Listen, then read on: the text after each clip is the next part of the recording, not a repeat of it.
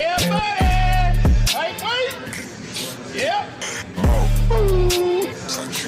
Salut la team, donc on démarre cette nouvelle vidéo avec une photo de Nick Walker qui a été postée par son préparateur Matt Johnson. Donc Nick est toujours aussi épais et volumineux et il lui reste encore environ 10 semaines avant de le voir de nouveau sur scène pour le New York Pro où il sera le grand favori de cette compétition malgré la présence de très bons bodybuilders. Mais Nick, il fait partie justement des meilleurs athlètes de cette catégorie, que l'on aime ou non son physique. Donc Nick va devoir afficher son meilleur physique lors de cette compétition s'il souhaite se qualifier dès sa première tentative. Nick possède le physique pour ne laisser aucune chance à ses adversaires et vu la condition qu'il affiche déjà à 10 semaines de la compétition, je ne me fais aucun souci, il sera à son plus haut niveau. Donc cette compétition devrait, si tout se passe bien, être une formalité au vu des athlètes présents pour le moment. On enchaîne avec Good Vito à 4 semaines de sa première compétition, donc l'Arnold Classic Brésil.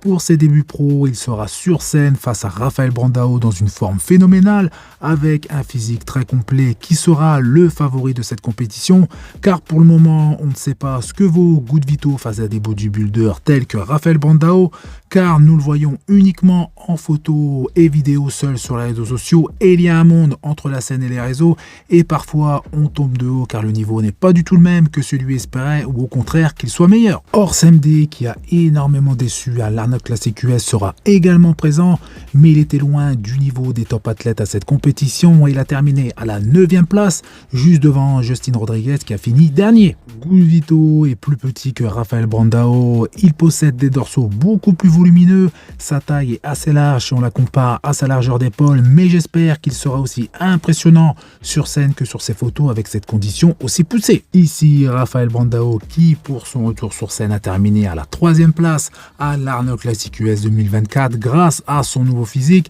et pour rappel Rafael a gagné environ 5 kg de muscles supplémentaires grâce à sa longue période sans compétition et on peut dire que cette période lui a été extrêmement bénéfique au vu du physique qu'il présente aujourd'hui.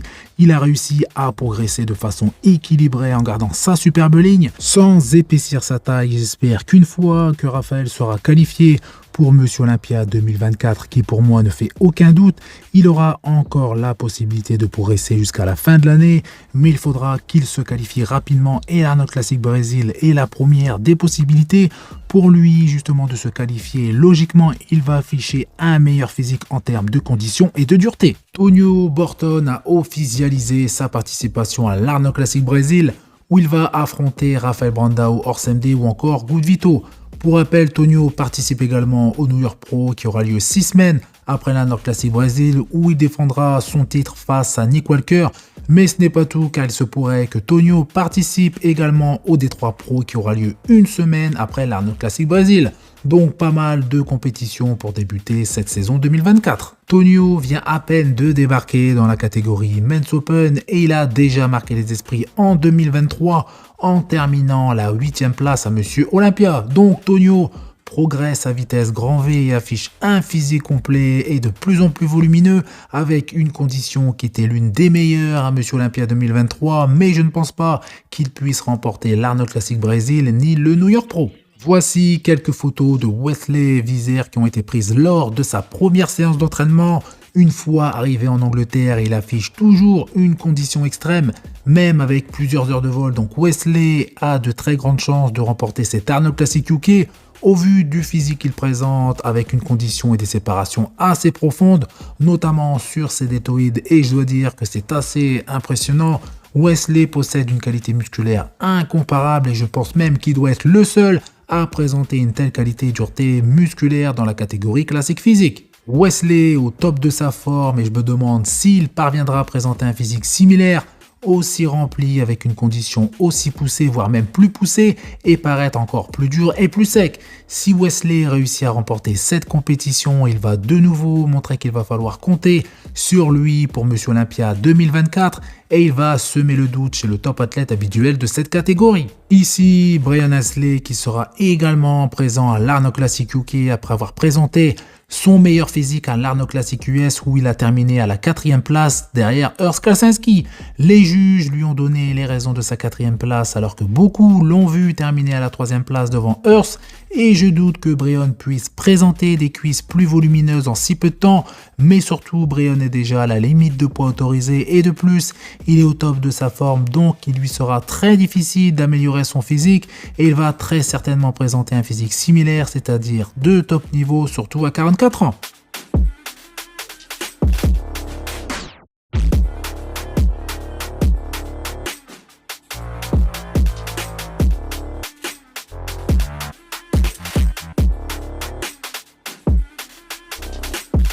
Et justement, voici une petite image de Urs Kalsinski qui va tenter de performer à l'Arnold Classic UK vu qu'il s'est fait dominer par ses adversaires et il va tenter de prendre sa revanche notamment face à Wesley Vissers.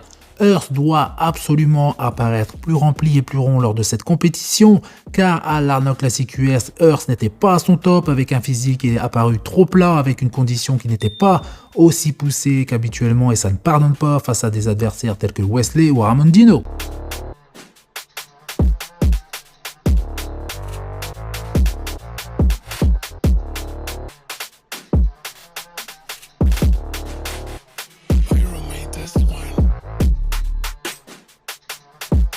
Voici la forme actuelle de Samson Dauda qui a précisément 2 semaines pour afficher une condition qu'il n'a jamais réussi à afficher sur scène et de plus c'est sa femme Marlena qui va tenter et être responsable de sa préparation et je pense qu'il va devoir faire un choix très important donc perdre du volume pour être en meilleure condition et je pense que c'est le moment idéal pour tenter des choses différentes. La compétition aura lieu en Angleterre donc dans le pays de Samson Dauda donc il n'aura pas de longs déplacements à faire contrairement à Hadi et justement en parlant de Hadi toujours pas de nouvelles concernant justement sa demande de visa et d'après mes dernières informations il serait toujours aux États-Unis et si malheureusement sa demande est refusée avec ou sans condition poussée, Samson remportera cette compétition pour enchaîner sur une longue période de repos et de préparation pour Monsieur Olympia 2024.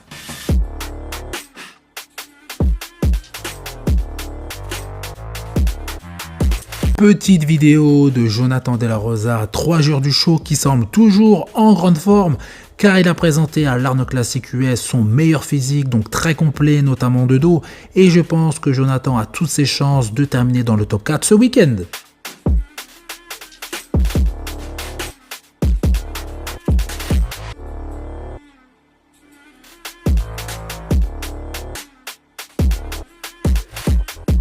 Et on finit avec une info qui vient d'être annoncée par Regan Grimes lui-même.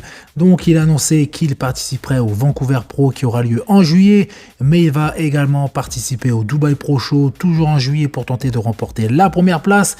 Et il n'a pas caché que sa motivation première était l'énorme cash prize. Donc voilà, c'est tout pour cette vidéo. Donc je compte sur vous pour faire péter les pouces bleus. Ça fait plaisir. Vous pensez également à vous abonner pour ne rater aucune de mes prochaines vidéos. Et je vous dis à bientôt. Salut!